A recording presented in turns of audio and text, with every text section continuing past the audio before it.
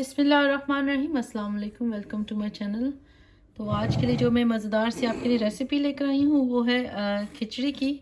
हम ये मूंग की दाल से बनाएंगे। बेटे की तबीयत अभी ठीक नहीं थी तो इसलिए मैंने अभी आज सोचा कि उसको थोड़ी सी खिचड़ी बना के देती हूँ। तो उसके लिए मैंने साबुत मूंग की दाल निकाली है और इसको निकाल के मैं सोक करूँगी थोड़ी देर के लिए, और हम चावलों के साथ ये मज़ेदार सी खिचड़ी बनाएंगे। तो खिचड़ी बनाने के लिए मैं यहाँ पे ये 1/4 कप है मूंग की दाल वो ले ली और इसको अच्छे तरीके से धो के मैं सोक करूँगी। साथ ही मैंने ये 1 कप चावल ले लिए हैं, इनको मैं साफ़ करके भिगो दूँगी।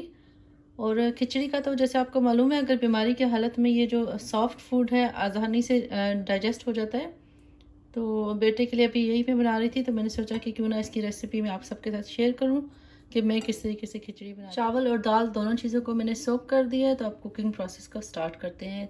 तकरीबन दाल को पहले मैं गलाऊंगी, तो तब तक चावल जो हैं वो सोक रहेंगे, वो भी रेडी हो जाएंगे। यहाँ पे मैंने दाल को मीडियम हीट पे गलने के लिए रख दिया है, साथ साथ किचन की सफाई भी हो रही है। और अभी इसकी मैंने फॉयल चेंज की है और बाकी चीज़ें मैं वॉश करती हूँ और आहिस्ता आहिस्ता ये सब कुछ लगेगा, तो इसलिए आपको ऐसा नज़र आ रहा है। तो चलें कुछ देर में मिलते हैं जब तक ये दाल गलती है। तो दाल देखिए आहिस्ता आहिस्ता गल रही है यहाँ पे, अभी कुछ टाइम लगेगा इसको, तो मैं कवर करके इसको पका रही हूँ। तो तकरीबन 25 मिनट लगे हैं। दाल जो है वो 80% जो है गल चुकी है। अब इसके अंदर मैं चावलों का पानी डाल के और इसमें थोड़ा सा सॉल्ट भी ऐड करूँगी और हम इसमें चावल ऐड कर देंगे।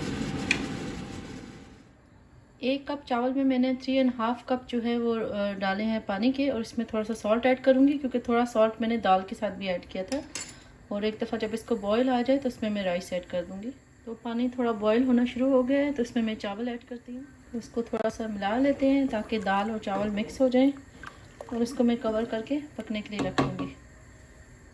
आम हालात में जब आप वैसे खिचड़ी खाने के लिए बनाते हैं तो फिर चावलों में बराबर ही पानी डालते हैं। जैसे हम 1 कप राइस यूज़ कर रहे हैं तो उसमें आप 2 कप पानी डालें। लेकिन अभी क्योंकि मैं बच्चे के लिए बना रही हूँ तो मैंने इसको ज़्यादा गलाना है ताकि थोड़ा सॉफ्ट सा इसका टेक्सचर हो जाए, तो पानी मैंने ज़्यादा डाला है। देखें मैंने कवर करके इसको कुक करने के लिए रख दिया था और काफ़ी हद तक चावल जो हैं वो गल चुके हैं।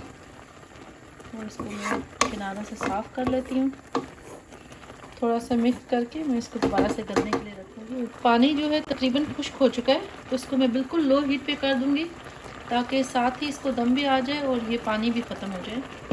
इसको मैं कवर करूँगी और हीट को बिल्कुल जो है वो हम लो कर दूँगी। ठीक है, मैंने इसको बिल्कुल लो कर दिया है। अभी मैंने कुकर साफ़ किया था और ये देखें फिर सारा पानी चावल से बाहर आया और फिर से कुकर ख़राब हो गया। तो बच्चों वाले घरों में यही होता है, आप साथ काम करते हैं, साथ कुकिंग होती है और फिर बार बार ये चीज़ सफाई करनी पड़ती है। इसलिए मैं ये फॉइल लगा लेती हूँ कि देखिए इस तरीके से जब छींटे पड़ते हैं तो पूरे कुकर को आपको एक साथ साफ़ नहीं करना पड़ता। हम सिर्फ थोड़ा सा फॉइल को वाइप कर लेंगे और इस तरीके से ये जो 2-3 दिन तक आपका कुकर जो है वो साफ़ रहता है। तो चलिए अब इसको वेट करते हैं। चावल तकरीबन रेडी हैं, तो मैं थोड़ा सा ऑयल ले लूँगी यहाँ पे और इसके लिए तड़का तैयार करते हैं। तकरीबन 1 टेबलस्पून मैंने ऑयल लिया है। यहाँ पे मैंने एक छोटे साइज़ का प्याज लिया है और साथ ही मैंने बिल्कुल 1 क्लोव गार्लिक को बारीक पीस लिया है। सबसे पहले मैं प्याज डाल के इसको थोड़ा सा लाल कर लूँगी। तो ऑयल में प्याज डाल देंगे और इसको ब्राउन करेंगे, थोड़ा सा गोल्डन ब्राउन हमने करना है इसको। बटर जो थोड़ा सा मैं डालूँगी वो मैं डायरेक्ट राइस में डाल दूँगी, वो मैं तड़के में ऐड नहीं कर रही। प्याज देखिए आहिस्ता आहिस्ता गोल्डन ब्राउन हो रहा है। थोड़ा सा ये और हो जाए गोल्डन तो फिर मैं इसके अंदर गार्लिक और ज़ीरा ऐड कर दूँगी। अच्छा, गार्लिक आपकी अपनी मर्ज़ी है, आप डालें। मैं थोड़ा सा डाल रही हूँ क्योंकि उसका जायका अच्छा लगता है खिचड़ी में। तो देखिए थोड़े गोल्डन ब्राउन हो गए अनियन, इसके अंदर मैं गार्लिक और ज़ीरा ऐड कर रही हूँ और हीट को थोड़ा लो कर रही हूँ ताकि गार्लिक जल ना जाए, उससे जायका अच्छा नहीं लगेगा फिर।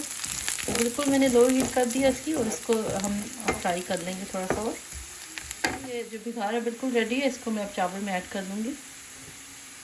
आपने ज़्यादा गोल्डन ब्राउन करने हैं अनियंस तो कर सकते हैं, मुझे इसी तरह से पसंद है, तो इसको मैं अब चावलों में साथ ही इसके मैंने बटर भी ऐड कर दिया और इसको मैं कवर करके 5 मिनट के लिए पकाऊंगी। तो तकरीबन 5 मिनट से ज़्यादा खिचड़ी हमारी बिल्कुल रेडी है। इसको आप योगर्ट के साथ सर्व कर सकते हैं اور یہ جب خاص طور پہ بچے بیمار ہوتے ہیں، بڑے بھی، تو ان کے لیے بڑی اچھی ہے. آپ بھی بنائیں اور اس کو انجوائے کریں. تو مزیدار سی کھچڑی ہماری تیار ہے. اب میں بیٹے کو دوں گی اور ہوپ وہ کھا لے. بیماری میں آپ کو پتہ ہے بچے جو ان سے ہیں وہ کھانا صحیح طریقے سے نہیں کھاتے، لیکن مدرس کی تو یہی کوشش ہوتی ہے کہ کھانا اچھے طریقے سے کھلایا جائے. تو جو لوگ بھی آج کل بیمار ہیں، بچے ہیں، بڑے ہیں، ان سب کے لیے دعا ہے کہ اللہ سبحانہ تعالیٰ ان کو صحت و تندرستی دے. آپ بھی ہم سب کو اپنی دعاؤں میں یاد رکھیں اور اپنا خیال کریں صحت کا، اور اللہ تعالیٰ تمام بیماروں کو شفا دے. تو آج کی ویڈیو کو یہیں اینڈ کرتے ہیں. ویڈیو اچھی لگی ہو تو لائک کر دیں. چینل کو سبسکرائب نہیں کیا تو پلیز چینل کو سبسکرائب کریں اور بیل آئیکن پہ کلک کرنا مت بھولیے گا. انشاءاللہ نیکسٹ ویڈیو میں ملیں گے. جزاک اللہ خیر. Thank you for watching.